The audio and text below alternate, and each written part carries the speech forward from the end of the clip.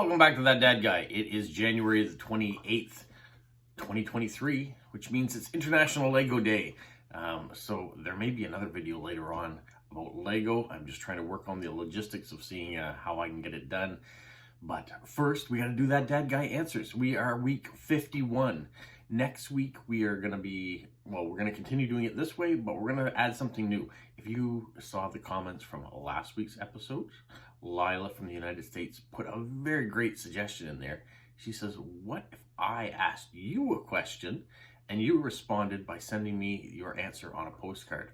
So that's exactly what I'm going to do next week, which will be the first Saturday in the month. Not only am I going to answer any questions you guys might have at the end of this video, but I'm going to pose a question for you guys, and then you're going to have the opportunity to send me a postcard with your answer on it.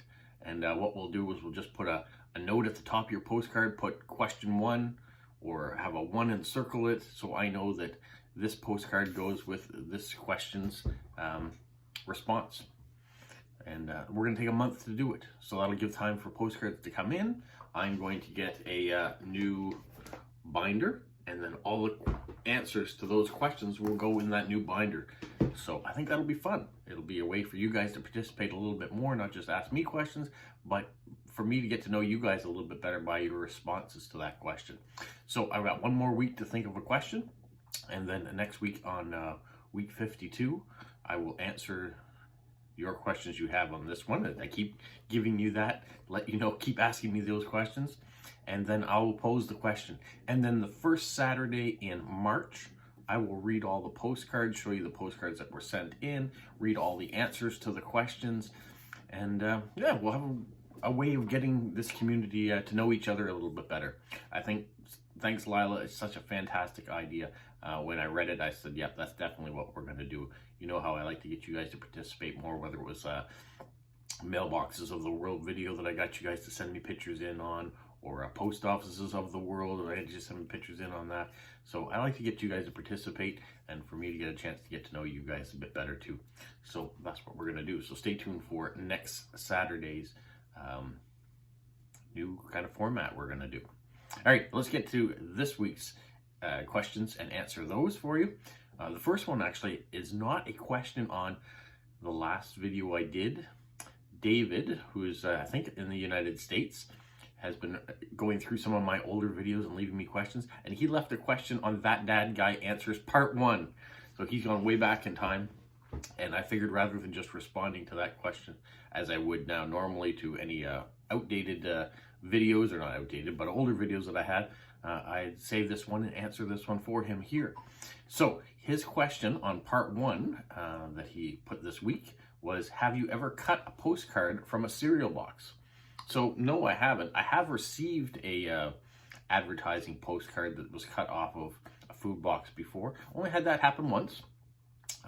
And I actually had, I don't have it handy right here to show you, but I do have, someone sent me a cutout of a cereal box, or a protein box, or something or other, advertisement of something or other, and wasn't anything on it, but they had it included in a package that they sent. So I have saved that in case someone says that's specifically what they're looking for.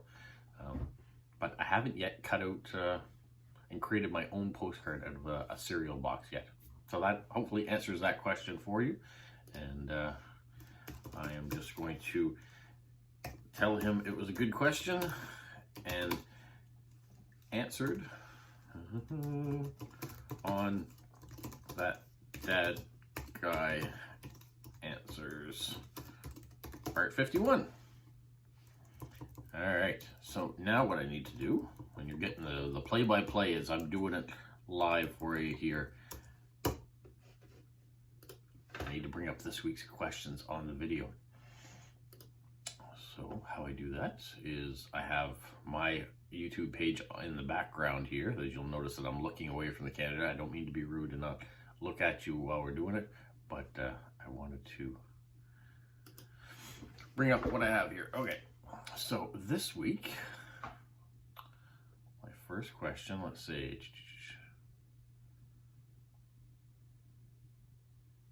Okay, this one comes from Lila, the person who has given me the great idea to ask you a question. Lila in the US says, February 4th is National Thank a Mail Carrier Day. Thank a Mail Carrier Day. How does one thank a mail carrier? Well, the easiest way to thank a mail carrier, if you're either have mail delivered to your mailbox on your house, or maybe at the end of your street, or if you're in a community mailbox, is to have a letter that says mailman on it. That's all you have to put on it, mailman or letter carrier or mail person, or however you want to address the person you have. And then inside of that envelope, put what you want to thank them with. So it can just be a simple note, a card. You know, I've had kids do drawings for us. I've done that. Everyone likes a piece of currency. That helps too, or a box of chocolates. All those things say thank you. Not many people actually do it anymore. And even at Christmas time, I find the only people that are really leaving thank yous anymore is when you're a mail carrier in a rural area. Farmers and all the rest, they still seem to appreciate it and give gifts and things. Not so much in an urban environment anymore, unfortunately, for people like me. But it is a nice surprise when someone does leave you a note and just says thank you. I know during the pandemic, when it was at the height, and we were doing a lot more going to the doors. People put up notes in the windows that I really appreciated that said thank you for that. So that was a nice way. So if on February 4th you want to say thank you to your letter carrier, all those suggestions are helpful. So thank you, Lila, for that. Wendy here says, if you were to make some postcards, how would you do it? Draw, photos, pasted pictures? Okay, I have made some postcards before. We had a few of that. So what I've done, and I'm definitely not a professional nor creative as many others are, I went and bought some colored Bristol board. I cut out to the normal standard size of a postcard. And I use stickers. I use different cutouts that I had. I did some drawings on them. I try to make them as unique as I could to the way that I am. You know, I did them at Christmas time and I did them at Halloween. Those are the two ones that went out that were handcrafted postcards. You know, I've also created a That Dad Guy postcard, so that was using some other technology and using images and stuff in order to have them printed out. So I've done that. I may continue to do some of those and try to work on some of that creativity. We shall see. So thank you, Wendy. Basil from India says, how do you intend to celebrate your special day? And he means International Lego Day, which is today, January 28th. I'm not sure. I would like to build a Lego set. So that is kind of where I'm at. I might build a Lego set. I have some other Lego sets around that I still want to do. There are a couple that are at Costco that I've been eyeing up, and I've been waiting for them to go on sale. And then I checked the website, the Lego website that is, and noticed that the Costco ones are still, as they are marked on normal price on the floor, are about $20 cheaper than if I were to buy them online. So they kind of already are on sale. So if they're still around when I'm there, maybe later today, I might pick them up, and that might be how I'll celebrate. Whether I'm going to put out a video for it, I'm hoping to. It's just a matter of whether time permits for me to get that done. So that's how I plan on doing it, Basil. So thank you very much. All right. Amber in the United States says, thanks for telling us your experience with the meetups. There are talks about doing one about an hour and a half from her. So that would be great. If you go get a chance to do it, great, go for it. It should be lots of fun. Her question for this week is, what is the oldest stamp you and your dad have in your collection? And what's your favorite one you have? Oh, let me get back to you on that in just a second. I'm going to answer one more question and then, no, forget it. All right, I had to stop real quick because I needed to pull out some of the books. So the oldest stamp in my father's collection, or my collection now, or our collection, I'm not 100% sure because they're not all dated the way my father puts his collection together. But what I did do is I pulled out his UK album because I think that's probably where the oldest stamp is, and I'm not sure. He has a sheet of stamps that are to the side, but here is Scott number 27, and he's got it dated at 1850. So there's Scott number 27 and 29 that he has here. So these may be of the earliest ones. You see he has them hinged on a page and then numbered by Scott value on it. They are probably the earliest because they would predate any Canadian stamps, because Canada wasn't a country back in 1850. And I don't think I have any American stamps that predate that. Now he does have this page, and I'm not sure. Snail Mail with Smokey may know, but these stamps, I'm not sure if they are older than that or not. I would have to find a Scott album and check, but he does have them separate. They're a bit shape stamps, and they're just unique, so I'm not sure what the vintage is on those.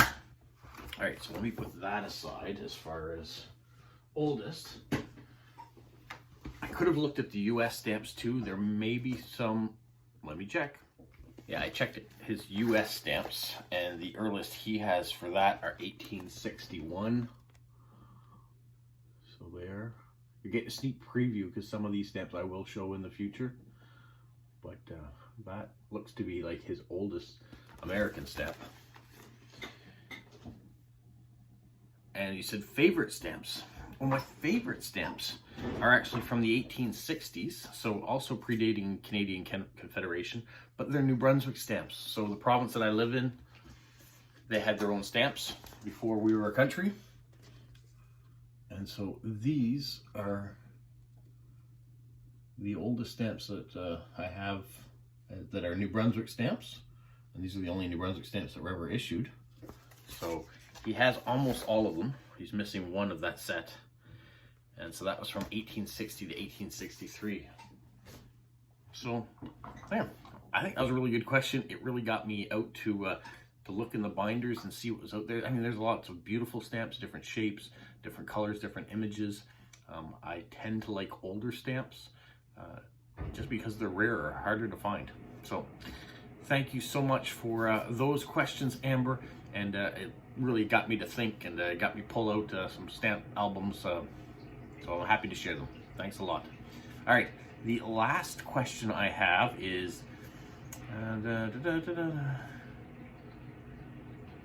no, that is the last question. I thought I had one more out there.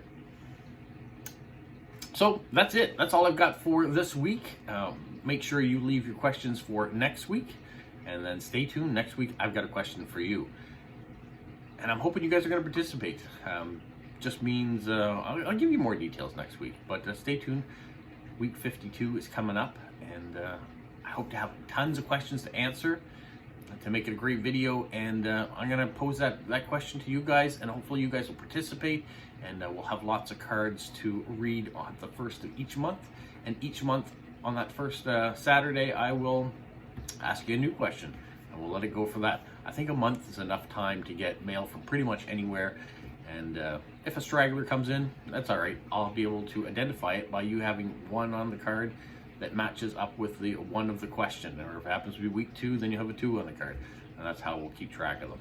All right, that's it for now. The house is starting to pick up. I can hear water running, and there's going to be events to do today. So you guys have a magical week.